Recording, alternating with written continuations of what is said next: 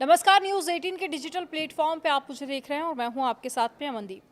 पश्चिम बंगाल में एसआईआर प्रक्रिया को लेकर सुप्रीम कोर्ट में मुख्यमंत्री ममता बनर्जी और सीजेआई जस्टिस सूर्यकांत के बीच में सवाल जवाब के दौरान अलग नजारा देखने को मिला। ममता की तरफ से कपिल सिब्बल से लेकर कई सीनियर एडवोकेट दलीलें दे रहे थे, लेकिन फिर भी सीएम ममता बनर्जी ने कुछ दलीलें रखने के लिए कोर्ट से मंजूरी मांगी और इसके बाद में कोर्ट रूम में जो भी हुआ वो बेहद दिलचस्प रहा।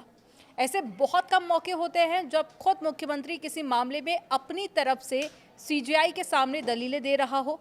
आप सभी जस्टिस से मेरी विनती है। सुप्रीम कोर्ट में सुनवाई की शुरुआत में ममता बनर्जी ने बेहद शांत और भावुक लहजे में कहा कि आप सभी सम्मानित जस्टिस से मेरी विनती है कि मेरी बात सुनी जाए। जब न्याय दरवाजे के पीछे रो रहा हो तब मैंने कई बार निर्वाचन आयोग को पत्र लिखे हैं। कोर्ट रूम में उस वक्त ममता बनर्जी के ठीक पीछे सांसद कल्याण बनर्जी खड़े थे, जिनसे वह बीच बीच में बांग्ला में बातचीत कर रही थी। सीजेआई सूर्यकांत ने इसी बीच हस्तक्षेप किया। जैसे ही ममता बनर्जी विस्तार से अपनी बात रखने लगी, चीफ जस्टिस सूर्यकांत ने उन्हें टोकते हुए कहा कि पश्चिम बंगाल राज्य ने याचिका दायर की है। आपकी तरफ से देश के कुछ सर्वश्रेष्ठ वरिष्ठ अधिवक्ता यहाँ पर मौजूद हैं। वरिष्ठ अधिवक्ता कपिल सिब्बल और श्याम दीवान आपकी सभी दलीलें रख रहे हैं। सीजेआई ने यह भी कहा कि हर समस्या का कोई न कोई समाधान होता है ताकि कोई भी निर्दोष नागरिक बाहर न रह जाए। और इस पर ममता बनर्जी ने फिर आग्रह किया कि माननीय मुख्य न्यायाधीश महोदय, मैं कुछ तस्वीरें कोर्ट के सामने रखना चाहती हूँ। उन्होंने कहा कि ये तस्वीरें उनकी निजी नहीं है, बल्कि प्रमुख समाचार पत्रों में प्रकाशित हुई हैं और ये दिखाती हैं कि पूरी एसआईआर प्रक्रिया के केवल नाम हटाने के लिए है, ना कि नाम जोड़ने के लिए नहीं है। ये बात उनकी तरफ से कही गई।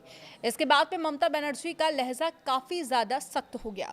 उन्होंने सीधे आरोप लगाते हुए कहा कि पश्चिम बंगाल को जानबूझकर टारगेट किया जा रहा है। चुनाव के करीब एसआईआर के नाम पर वहां के लोगों को निशाना बनाया गया।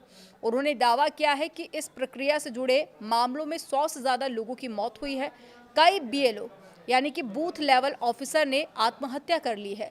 उत्पीड़न का दोष चुनाव अधिकारियों पर डाला जा रहा है। उदाहरणों से समझाने की कोशिश भी की गई। ममता बनर्जी ने कोर्ट के सामने उदाहरण रखते हुए कहा कि मान लीजिए कि शादी के बाद में कोई बेटी ससुराल जाती है तो सवाल उठाया जाता है कि ये पति की उपाधि क्यों इस्तेमाल कर रही है। उन्होंने कहा कि शादी के बाद में ससुराल गई महिलाओं के नाम एक तरफा हटा दिए गए हैं। गरीब लोगों ने फ्लैट खरीदे या फिर घर बदले तो उनका नाम भी कट गया। आधार के साथ में अतिरिक्त प्रमाण पत्र मांगे जा रहे हैं। दूसरे राज्य के निवास प्रमाण पत्र या फिर जाति प्रमाण पत्र नहीं माने जा रहे हैं। तो ममता बनर्जी की तरफ से जो आज दलीलें दी गई हैं वो वाकई में काफ़ी ज़्यादा दिलचस्प रही। आपका इस पर क्या सोचना है, कमेंट सेक्शन में ज़रूर बताइएगा।